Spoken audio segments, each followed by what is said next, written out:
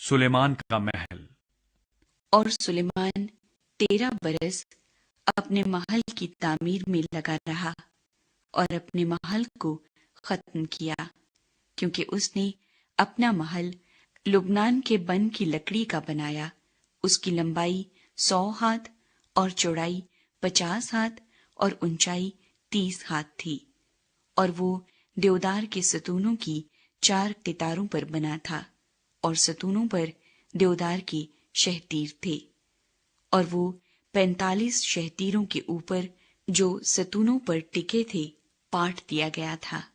हर कितार में 15 शहतीर थे, और खिड़कियों की 3 कतारें थी, और तीनों कितारों में हर एक रोजन दूसरे रोजन के मुकाबिल था, और सब दरवाजे और चौखटें मुरब्बा शक्ल की थी, और तीनों कितारों में हर एक रोजन दूसरे रोजन के मुकाबिल था। और उसने सतूनों का बरामदा बनाया। उसकी लंबाई 50 हाथ और चौड़ाई 30 हाथ, और इनके सामने एक ड्योढ़ी थी, और इनके आगे सतून और मोटे मोटे शहतीर थे। और उसने तख्त के लिए एक बरामदा यानी अदालत का बरामदा बनाया, जहां वो अदालत कर सके, और फर्श से फर्श तक उसे देवदार से पाट दिया। और उसके रहने का महल जो उसी बरामदे के अंदर दूसरे सहन में था, ऐसे ही काम का बना हुआ था। और सुलेमान ने फिरौन की बेटी के लिए, जिसे उसने ब्याहा था, उसी बरामदे के ढब का एक महल बनाया।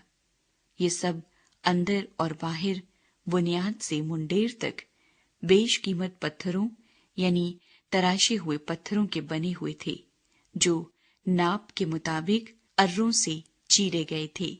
और ऐसा ही बाहर बाहर बड़े सहन तक था। और बुनियाद बेशकीमत पत्थरों यानी बड़े बड़े पत्थरों की थी। ये पत्थर 10-10 हाथ और 8-8 हाथ के थे। और ऊपर नाप के मुताबिक बेशकीमत पत्थर यानी घड़े हुए पत्थर और देवदार की लकड़ी लगी हुई थी। और बड़े सहन में गिरदा गिर्द घड़े हुए पत्थरों की 3 कितारें और देवदार के शहतीरों की एक कितार वैसी ही थी जैसी खुदावंद के घर के अंदरूनी सहन और उस घर के बरामदे में थी। हीराम का काम। फिर सुलेमान बादशाह ने सूर से हीराम को बुलवा लिया।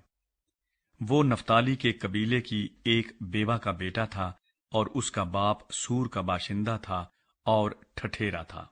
और वो पीतल के सब काम की कारीगरी में हिकमत और समझ और महारत रखता था। सो उसने सुलेमान बादशाह के पास आकर उसका सब काम बनाया। पीतल के 2 सतून।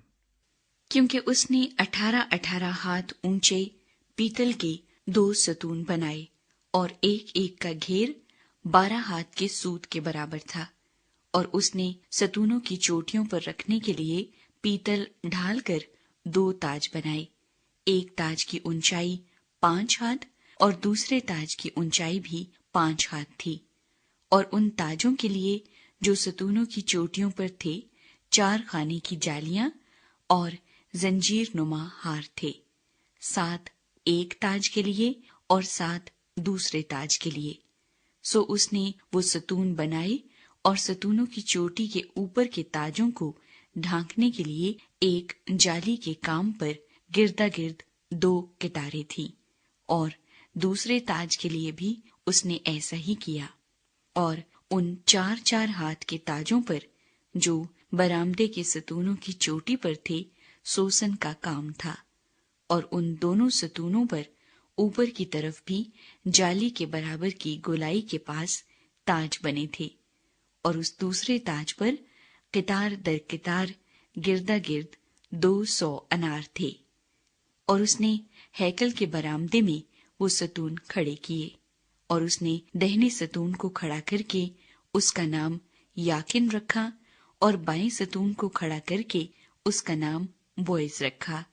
और सतूनों की चोटी पर सोसन का काम था। यूं सतूनों का काम खत्म हुआ। पीतल का हौज। پھر اس نے ڈھالا ہوا ایک بڑا حوض بنایا۔ وہ ایک کنارے سے دوسرے کنارے تک 10 ہاتھ تھا۔ وہ گول تھا اور بلندی اس کی 5 ہاتھ تھی، اور اس کا گھیر گردا گرد 30 ہاتھ کے سوت کے برابر تھا، اور اس کے کنارے کے نیچے گردا گرد 10 ہاتھ تک لٹو تھے، جو اسے یعنی بڑے حوض کو گھیرے ہوئے تھے۔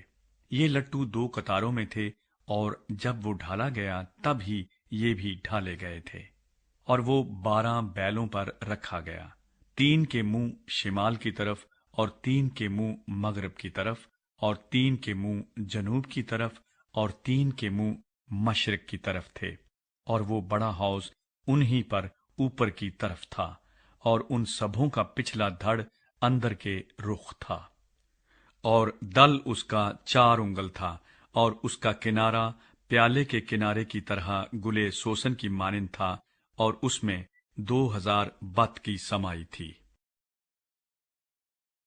پیتل کی کرسیاں۔